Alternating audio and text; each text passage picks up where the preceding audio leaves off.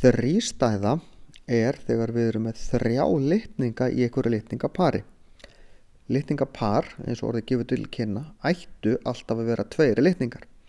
Við erum í raun með 23 litningapör, þar að segja, við fengum 23 litninga frá mömmu, 23 litninga frá pappa og saman gerir þetta 46 litninga eða 23 litningapör.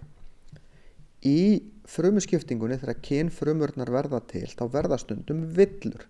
Það er að segja, litningarnir sem að eiga aðskiljast, því að í frumunum sem búa til kynfrumurnar eru pör, 1 og 1 í hvoru pari, þeir eiga að fara í sitt hvora kynfrumuna.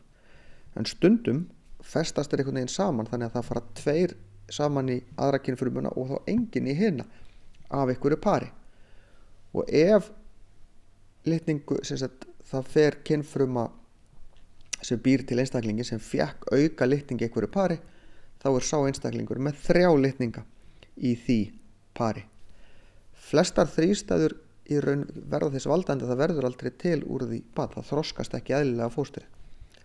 En það eru til þekktar þrístæður, eins og þrístæða á litningapari nr. 21 sem veldur Downs heilkenni. Síðan eru til mismunandi þrístæður af kynlitningunum hjá okkur líka. Til dæmis XXY er kallað Klinefelters heilkenni. Það er sem sagt kall sem hefur ákveðin svona kvenleg einkenni. En þrístæða er sem sagt þegar það eru 3 litningar í pari sem ættu í raun að vera 2 litningar.